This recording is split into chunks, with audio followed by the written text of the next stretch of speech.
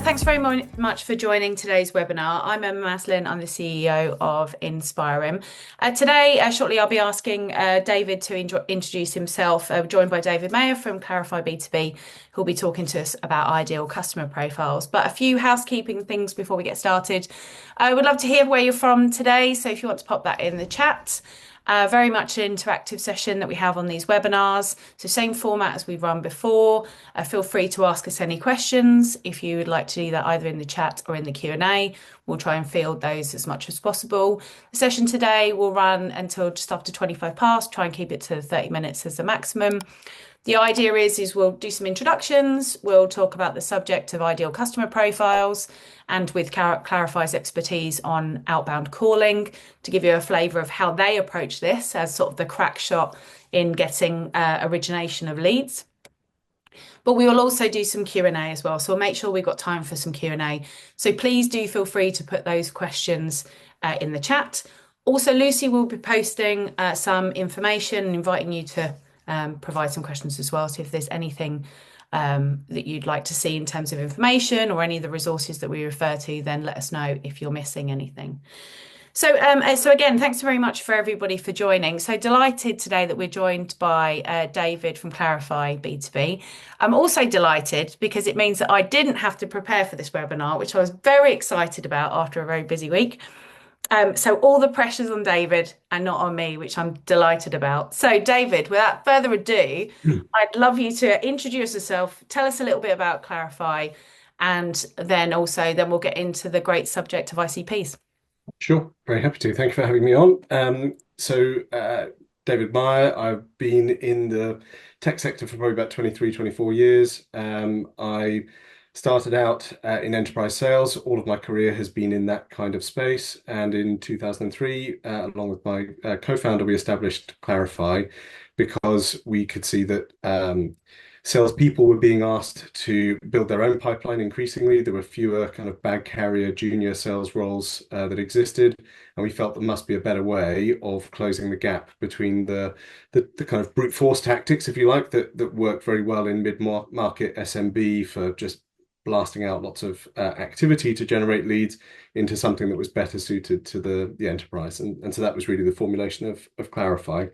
I'll start the presentation just with a very quick context set, he says, hoping that he can share the right things in the right way.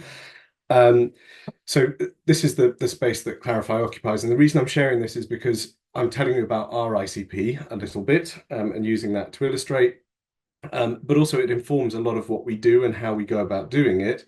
And so some of the principles that I'm talking about from an ICP standpoint are coming from that kind of enterprise class approach and might not be as transferable if you're doing SMB mid-market. There might be aspects of what I talk about that you would have to tweak. So our niche is organizations that are in the B2B tech space that have a high value solution, and therefore there's a complex sales engagement involved in there. For those of you that are eagle-eyed, you'll see a bunch of logos. I could share thousands of them, but the difference between our customers, or the two ICPs that we have, one group are high growth scale-ups, so they are kind of they're probably through founder-led sales, but are growing really, really quickly. And then the much, much larger ones where a lot of their requirements are about how they pivot and represent themselves differently. And I'll come on to talk a bit about why differences like that matter in how you go about targeting things. So today we can talk about ideal customer profiles. He says ambitiously clicking and nothing happening. There we go. But I thought I'd set that in the context of the TAM, which I'm sure many of you have heard of. Now, look, the topic as a whole can be a bit dry and a bit uninspiring, and in some ways potentially simple and obvious. And if you come at it through that lens, you're missing A, its importance, and B, some of the complexity and nuance that sits behind it. So your TAM, your total addressable market, is everybody that could potentially have a requirement for your products and services. It's loved by investors, founders in particular, because it's talking about the size of the prize. If everybody bought our stuff, this is how big it could be. Or you'll see stats like, if we just took 5% of the market, it would be worth $180 million, that kind of thing. Your ICP is all about starting to identify subsets within that community that you can go and target. And this is by no means to scale. Very often you have to start a lot smaller than this diagram is indicating. And here you're trying to identify the customers that are the best fit. They're most likely to buy what you get. They get the most value from what you're doing. And crucially, they're ideally very profitable to you. One of the principles that I won't spend a lot of time on, but for those of you that have read Zone to Win or other Geoffrey Moore books, there's a lot of talk of how do you create a head pin and then scale from here. All of that is really important and really valid and ties into what I'm talking about. But here the principle today is to talk about what most of us have to deal with every day. It's not the very, very biggest picture. What's the future strategy of the business? It's how are we going to find the organizations that are go-to-market tactics, people, and resources are going to be directed to in the short term. I used myself as an example, or Clarify as an example, to illustrate why there might be two different ICPs or multiple ICPs within a market and where you might need to be focused. Because whilst they're similar in some respects, the problems that we're solving for them are very, very similar. Those organizations themselves might be very, very different. They might move in very different circles. A good example of this might be their industry sector or geography, those kinds of parameters that you're starting to overlay. And so you're trying to find those clusters of people and organizations that are more similar to each other, that allow you to more highly target the messages that you're taking into those accounts.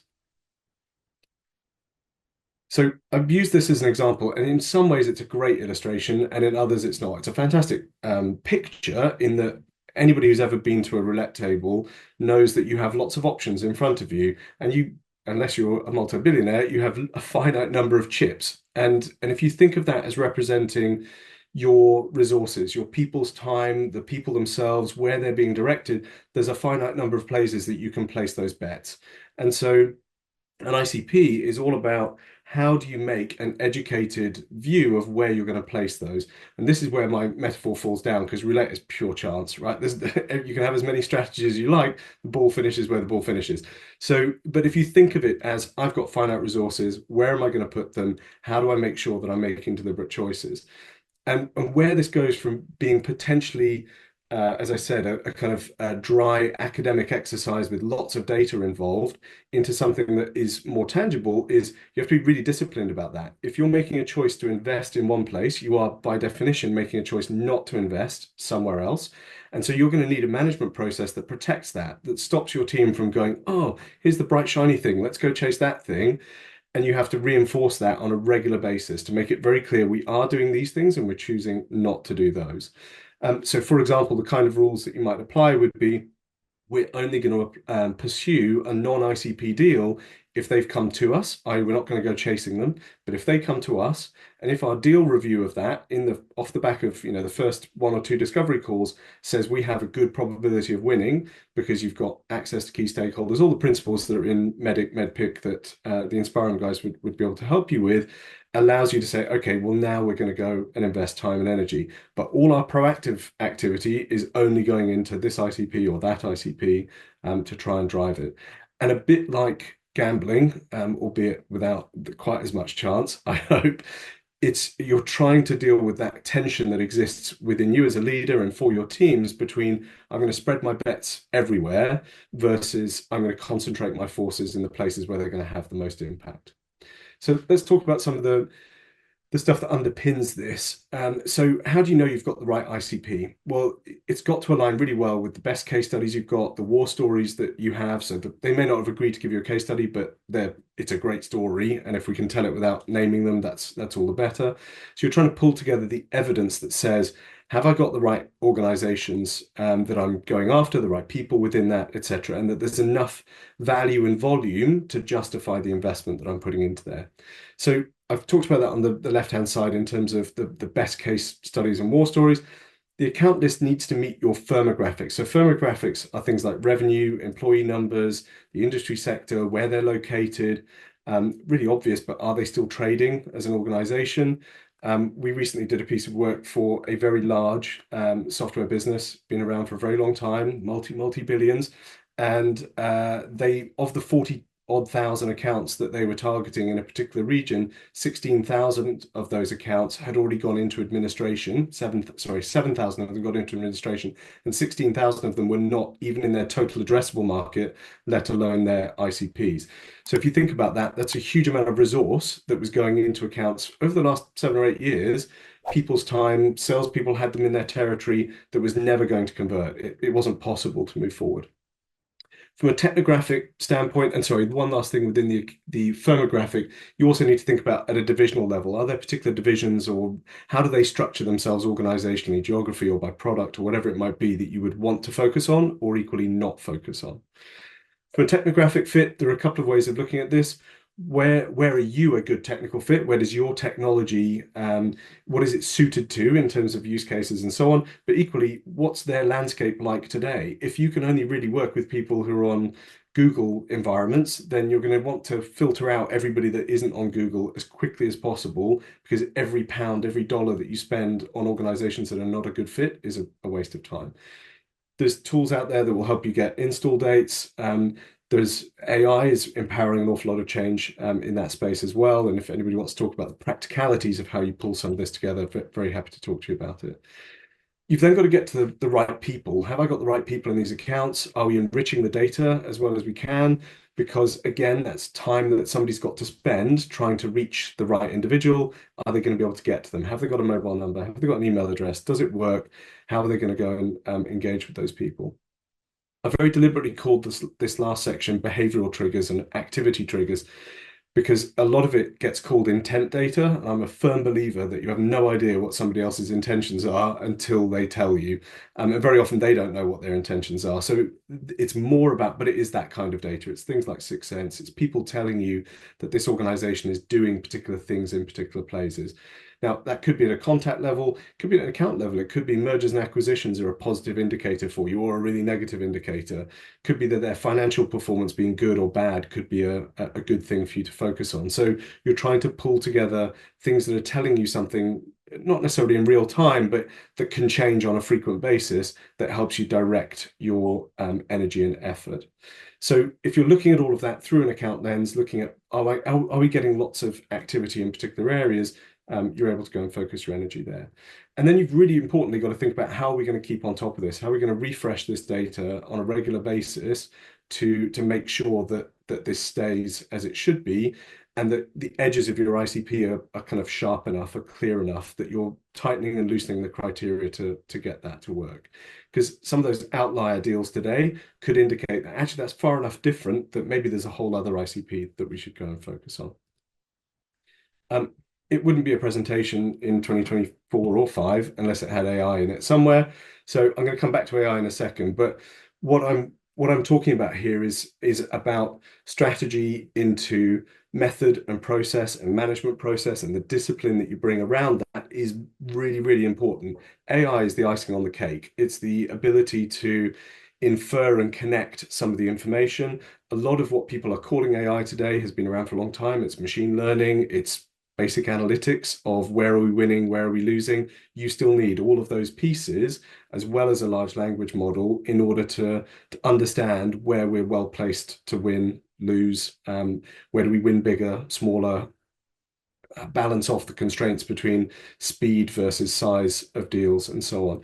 And that all takes a lot of systems and process, and again is back into the world of potentially very detail-orientated activities that might not be naturally where your best sales leaders, best marketing leaders naturally will go. They tend to be bigger picture people. And so how do you partner them with the right people in the organization to drive that through? And as I say, AI can be a great accelerator, but you're still going to need a lot of human intervention and work to get through it all. The only kind of last cautions I was going to throw your way were the classic correlation causality gap. So you might have the perfect ICP, but you're losing because you've got a poor message, the messenger hasn't been properly enabled, the market conditions are perfect for that in this region, but not in that region. So you've got to get really quite granular to figure out what's working and what's not, and where do you continue to put energy and effort versus where you might have to change things up. And again, there's some diagnostics that you can do within that to help you understand what it is that's impacting you. A lot of the principles I've talked about, you don't need fancy tools for. You don't need to spend tons and tons of money. There's a logical process and a sequence of activities you can go through. But the impact of not getting it right is really, really huge. So I often talk in forestry terms in the company, in that I say, look, if we're being sent out to go and harvest oak planks, but you find yourself standing in a pine forest, you've got a big, big problem. And so it's how do you avoid falling into that trap? That example I shared earlier of 16,000 records that they could never sell to, that was 38% of their TAM. So 38% of their marketing spend was going into organizations that were never going to buy. 38% potentially of sales effort. I'm sure some of them were smarter than that, or figuring out for themselves on every time this territory got moved to somebody, they were figuring out that there was nowhere to go in there and bailing out of it. So you've got that on the negative side.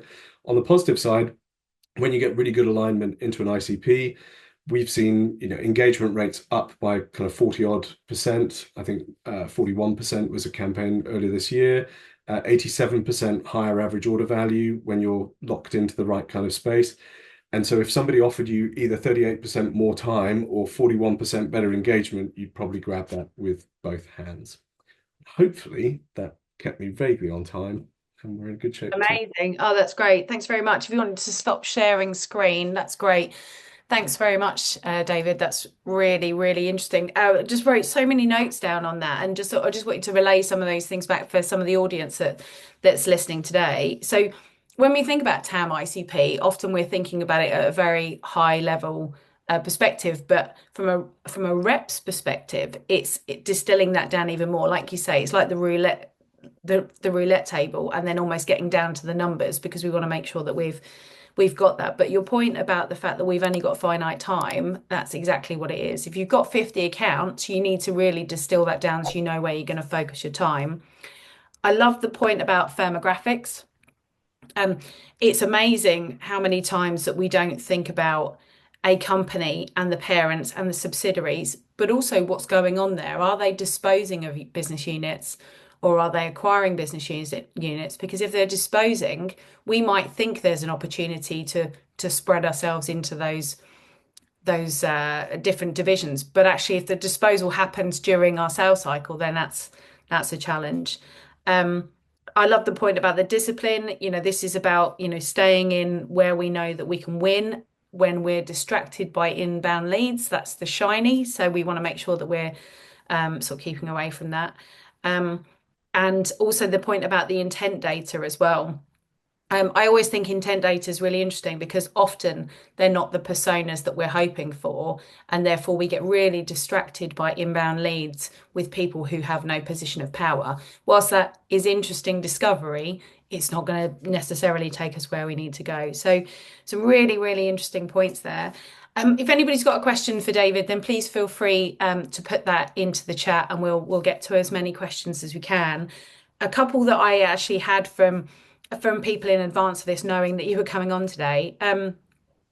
So obviously from a Clarify perspective, you're targeting your teams to go out and sort of to prospect within these TAMs and try and make sure that we're being as focused as possible.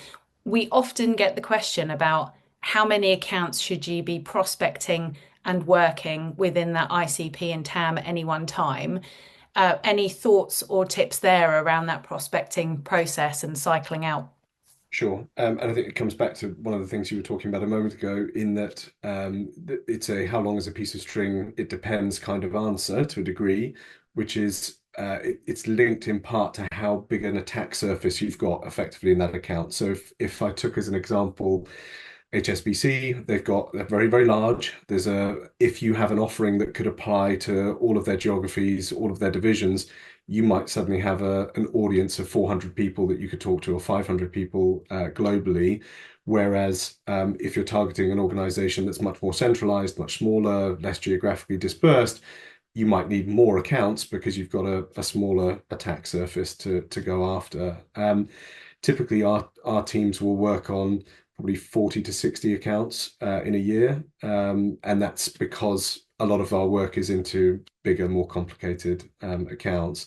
And so for us, a big measure of success or failure is, if you like, the yield that we're getting out of those accounts. So when we're doing things really, really well, we're getting, I think there was a program that I was being presented to about on Wednesday where they were talking about the fact that out of 13 accounts that the customer gave us, we found opportunity and built pipeline in 10 of those. And it's that kind of difference. Now, if you're in the mid-market, that's the wrong approach. It's the wrong strategy to use in that space. Yeah, and just on that point about, the HSBC example, and I'd be interested in your strategies for this. So if I was to hear that as a sales leader, I would be very concerned if we're in a massive attack surface in somewhere like a HSBC, that you would end up in a situation where from a territory, we would really hone in on HSBC and there's significant risk within one account.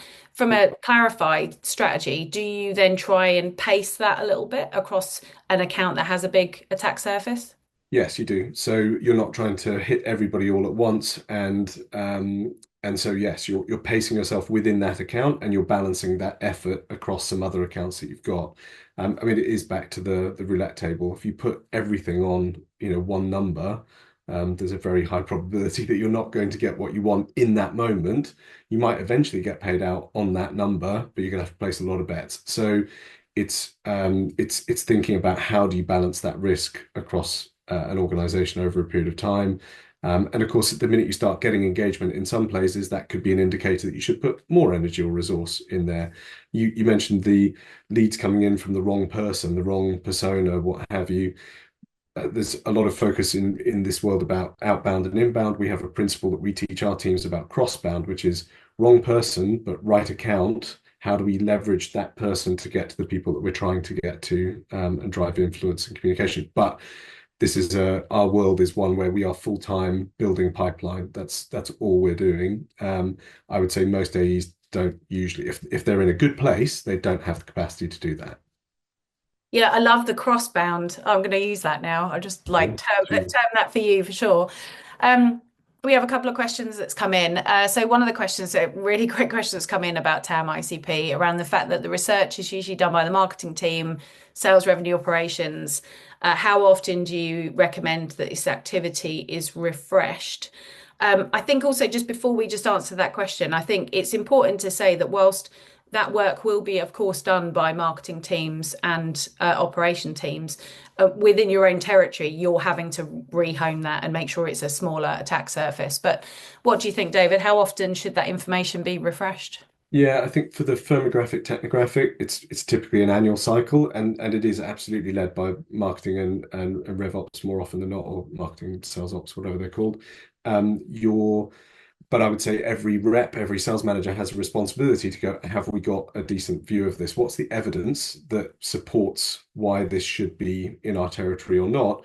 And be empowered to push back and say, actually, and what we talk about is it's no good going back going, oh, my territory's rubbish. Go back with ideas. Go back and say, look, these accounts are not in anybody's territory. They feel like a much better fit for these reasons. And I want to focus my energy and effort here.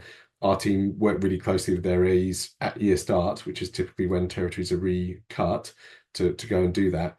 The only other piece to my answer would be that those activity behavioral based things, they are changing all the time. And so it's trying to find ways to work in partnership with those other teams. I mean, it's always about partnership with the other teams, but to help you to figure out where you put your time and energy more so.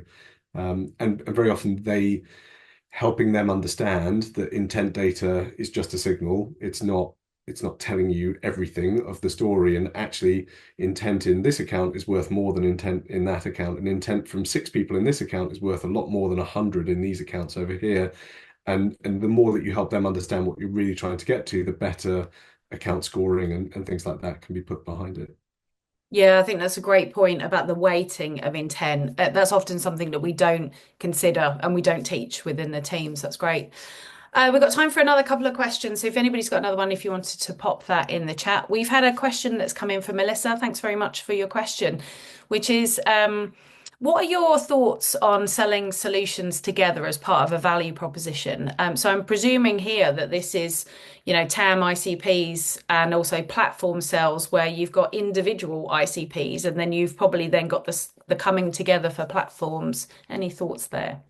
I guess my thought is that you're trying to not confuse and overwhelm the customer and so or prospect. And so a lot of the time it's trying to put something as the tip of the spear. It's back to gambling again to a degree. It's an educated guess about, I think this is the right problem state or solution state to go and talk about in this account. And I'm going to go and evidence either that my hypothesis is right or wrong and then adjust accordingly. And so, yes, you can absolutely end up with a very complicated ICP landscape for different solutions, then how that anchors back into a platform. The challenge when thinking about a platform is it, by nature, it fixes practically everything for practically everyone. And so that doesn't help you when it comes to trying to figure out where the most value can be unlocked. So you've got to think very carefully about how does the platform link into the individual kind of capabilities that you've got? How does that tie back to business value? Who's going to be recognizing that business pain most acutely and use that to guide where you put time and energy? Yeah. And I think so again, it goes back to that. What's the attack plan? What are the accounts? What are the challenges that they're facing? Who are the personas? What's the priority? The size of the prize, or in fact, what you need as an organization. So if you are trying to prioritize new wins in a certain market segment or with a certain product, is understanding you've got to apportion your time correctly, and there is some planning around that. And it goes back to some of the points we talked about on previous sessions, and we will talk about on future ones around planning your prospecting activity to make sure that you're servicing all of those things as much as you can. There's a lot to think about there. Okay. Yeah, and just quickly to look at it through the prospect's eyes as well, wherever you can, to kind of take pause and go, how are they going to respond to this? What's this going to look like to them when they get it? It's really easy to overlook and focus a lot on what you want and not enough on what's going to be easy for them to consume. And yeah, the classic sales leader who is trying to boil the ocean, they're trying to drive every product all at once, everywhere. It very rarely works. Yeah, absolutely. And it reminds me of conversations we have with people every day about I've approached that person on LinkedIn, I've tried to link to them, I've asked them for a coffee, those sorts of things, and they're totally ghosting me. Where's the value? Where's the interest? Let's look at it from a prospect size. Yeah, Yeah. give to get. Yeah. Yeah. Well, unfortunately, that was amazing. I learned loads, and we're out of time for today. So, just a couple of quick things before we wrap up. Our next webinar is going to be in a couple of weeks, taking a short break for half term. So, it'll be on the 28th of February, and we'll be talking about pipeline reconciliation plans. So, talking about all the stuff we talked about in the last 3 weeks, getting that into a plan and some tips and tricks for that. And just finally, I'd just really like to thank David for his time today. Amazing insights. I really appreciate you sharing that with us. And if anybody like any further information about some of the things that David shared, please get in touch. I'm happy to share that. But thanks very much. Thank you. Thank you so much for having me on. Great. Thanks, everybody. We'll see you in a couple of weeks. Thanks.